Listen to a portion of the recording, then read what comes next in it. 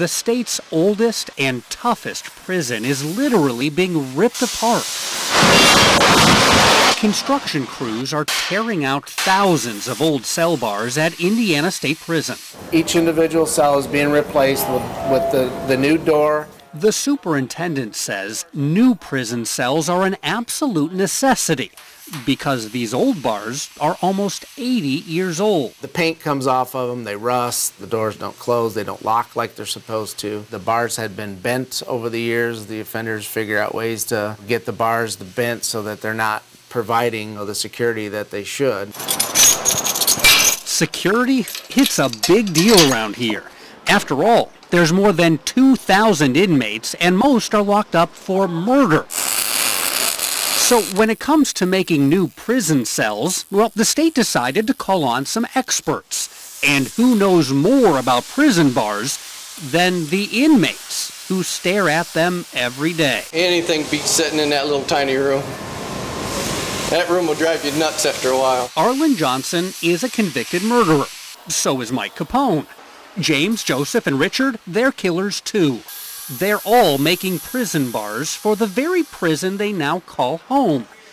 That's right, inmates making their own prison bars. Yeah, I'm locking myself in. During the day, murderers and rapists and drug dealers make the bars, and at night, they get to see exactly what they've accomplished. Yeah, I did the floor plate.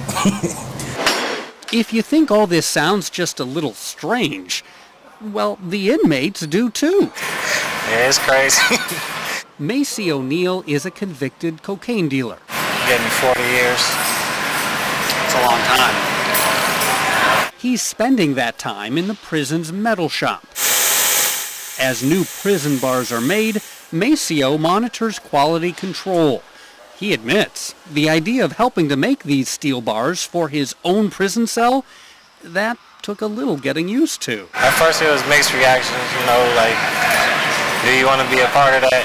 Locking your own self in more, but either way, there's going to be bars on your doors regardless. It'll give me something to do, take my mind off things at times. Prison officials say that's the idea, to keep these inmates busy and to teach them some job skills.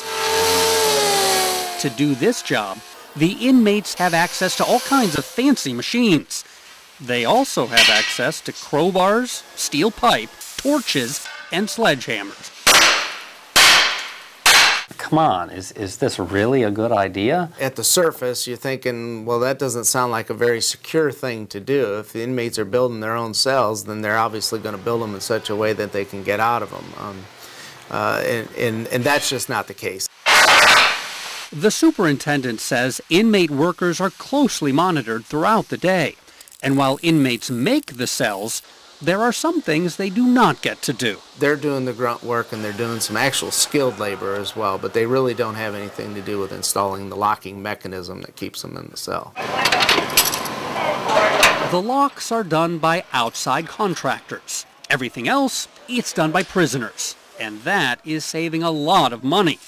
This kind of work in a maximum security prison, well, it would bring about $40 an hour for a contractor. Compare that to just $4 for an inmate. And that's not $4 an hour. We're talking $4 a day. 50 cents an hour. It was believed that this project, when it started, would be around $19 million.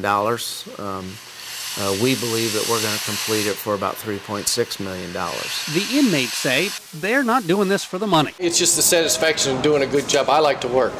The work will take years to finish. But if it's one thing these inmates have, it's time. Lots and lots of time. So far, about 300 cells are done at the Indiana State Prison, with another 1,000 still to go. And once those are finished, the project shifts here to the state prison at Pendleton. State officials say they've already gotten phone calls from prisons in other states, wanting to know if Indiana inmates can make prison bars for them, too. I'm Bob Siegel, Channel 13 Eyewitness News.